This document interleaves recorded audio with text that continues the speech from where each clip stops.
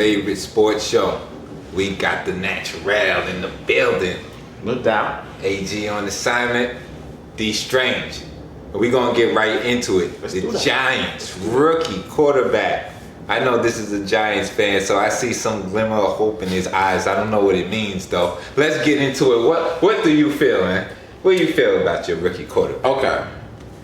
Everybody's been killing Daniel Jones, including me. I haven't been killing him. I've been killing your GM, but go ahead.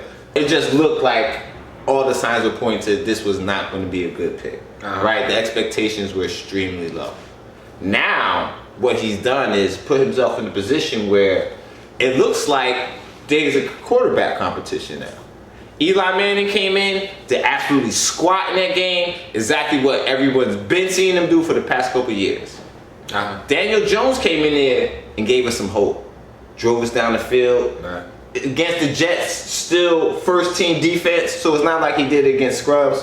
So I'm like, but I think from how low the expectations were, like I wasn't expecting anything. If he can be an average quarterback, I think that changes things. You know what? It's not even about him being an average quarterback. All right. When I saw him at Duke, I saw like a lollipop arm that he had. All right, but he always had good anticipation. And so he could read defenses to a certain degree. This is the NFL, so he's going to have to make an adjustment towards that too. With that being said, the problem was, why didn't you draft Allen, the edge rusher, and him? All right, you could have had both. That was the problem with the draft. Your GM, I don't know what he was doing. And he's still getting ridiculed for that. I don't care if Jones turns into a Hall of Famer. At the end of the day, you still have Eli Manning. Eli Manning, for me, takes about a good 3 to 4 games to warm up. I would have him in the preseason literally play way more just to get him in tune. Because when you see him during the season, it'd be like game 5 and game 6, and you start to see some glimmer of something. The first 4 games, it's just nothing. It's just like him in training camp. This is the problem. True. And that's also too because of competition. Last year we had a tough schedule up front, and then we kind of had it easier on the back end. So it kind of looked like, oh, Eli's kind of like working himself into the season. Nah, that's because the schedule kind of eased up a little bit. But still, I think that him being older, some people think, oh, he needs less reps. I think he needs as many reps, just like a rookie quarterback. That's how I feel. They don't want him getting hurt. He's a veteran. They don't want him getting hurt for what?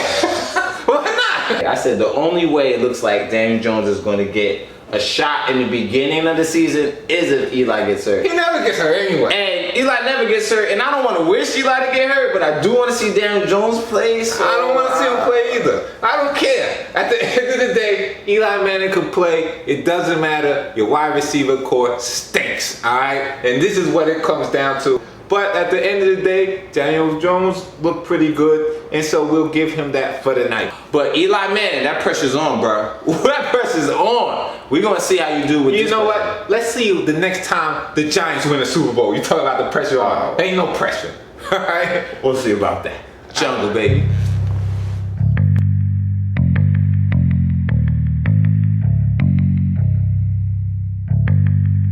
And we're back. The jungle. Now we're gonna get into this AB situation. Now you were telling me something about a helmet. Yeah, I'm surprised you didn't hear this. Listen, on your team, Mr. Raiders fan, this is true. AB, what he's saying right now is he likes to wear the old style helmet because he can, I guess, has better vision. He can see the whole field. Right. He can see everything that's going on.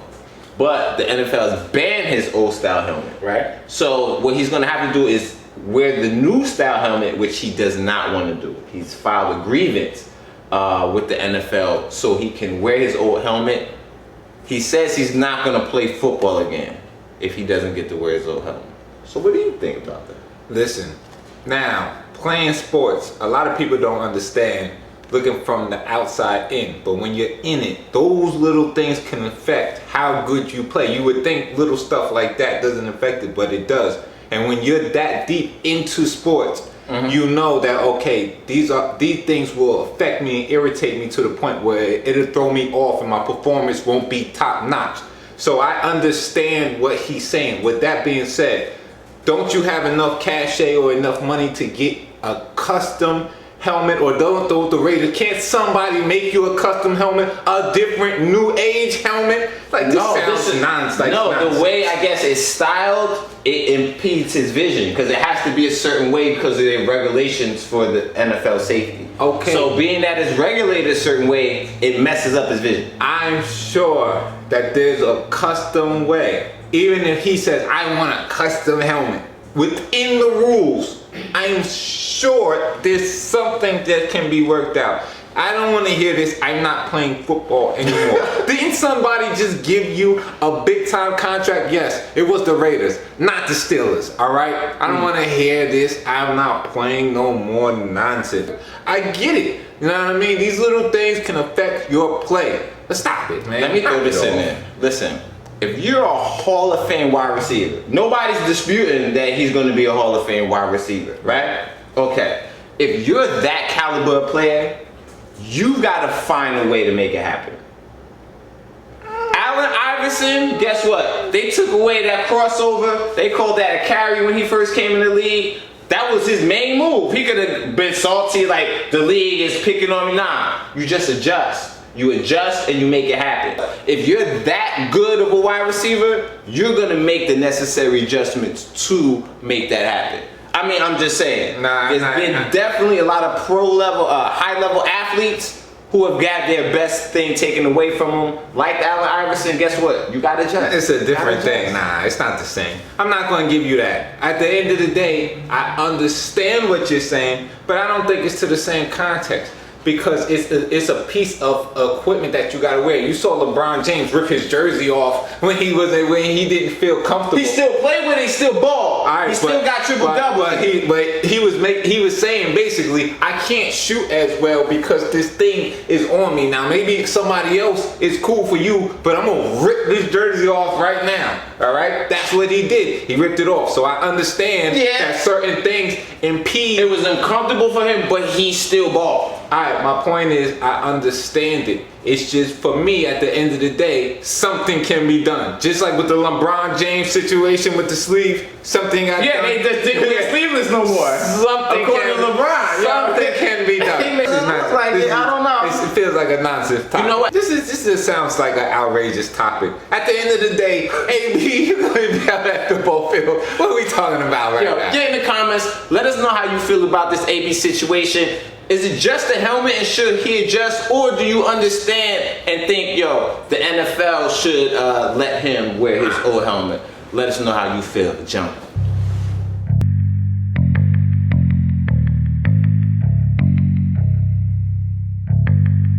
And we're back. The jungle. Now we're going to get into some baseball talk. The New York Mets are actually on fire. Who would have thought? Even though I would have thought with that type of pitching, we have a Mets fan right here. The April Champs. Where's AG at? It's April Champs talk. Oh, so what are we doing now? Are we doing something here? Yes. What? Yes. What's going on? Something major's going on. Tell me. Mets have won 14 of their past 15 games. They on right now. Playing, I hope they whipping the Nationals' ass. We were one of the worst teams in the National League. Now we're a half game out of the wild card spot. The Mets could take this to the World Series. I'll tell you why. You might be like, oh, this is just you saying that because you're a Mets fan. No. The Mets have one of the best pitching staffs. I say top 3. LA Dodgers, their pitching staff is nuts. Kershaw, they probably got the Cy Young winner along with Kershaw, right? Cool. Houston, that they just picked up Greinke. They already have Verlander. Somebody else too, just off the top of my head, I'm forgetting. So those two pitching staffs, I get it. The next in line is the Mets. Thor, DeGrom, Wheeler, Stroman that we just got from Toronto, and Max. I say this number 3, top to bottom, 1 through 5. Diaz, our closer, if you get it together, we do have a decent closer. We have the makings, we have the talent. We just have to put it together. The Mets got a chance to make something happen, make something special. You know what, with the Mets, for me, you know, you got Alonso, right? He's balling out. You know, you got a couple. Conforto. Yeah, Conforto. He's coming along nicely. the thing that I've always said to you, and this is the problem with the Mets. You paid your cleanup hitter who's not playing. This is your problem. Cespedes.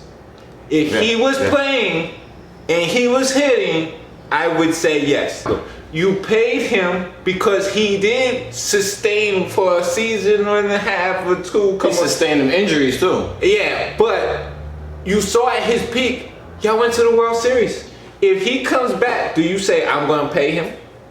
Like, what do you do with Cespedes? Well, this is the thing. He's got one more year after this, right? So they're just going to play out that year regardless how it is. They're going to throw him in the lineup. He's going to play. After that, we'll see after next year. But right now, our offense, you're right, is it sustainable? We got the talent. They're making it happen. People like J.D. Davis, who kind of unheard of. Davis.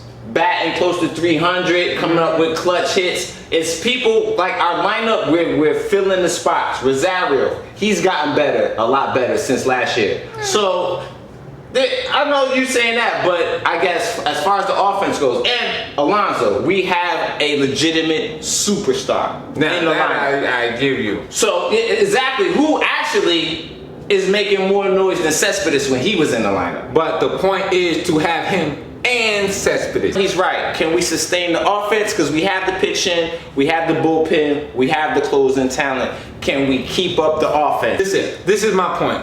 If the Mets, if Cano, because Cano, yeah, I know he's been hurt his hamstring. He might not play the rest of the season. Yeah, I know he's been playing kind of bad earlier, but lately he's been kind of hitting. If Cano can come back and play to some of his potential that he had before, I think that's what'll give the Mets a chance to sustain an offense that could go along with your actual hitting. Because I mean, your pitching. Because at the end of the day, last year DeGrom was the Cy Young Award winner. And how many games did he win? But we had to recognize he was the best pitcher in the game.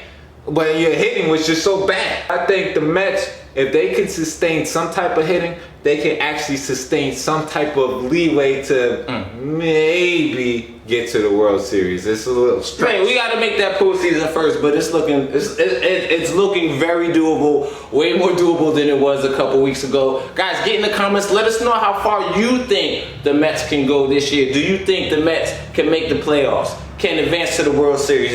You think they have the talent? Or do you think, nah, this is the same old Mets? They're going to fade down the end of the stretch of the year. Get in the comments. Let us know how you feel. Jump.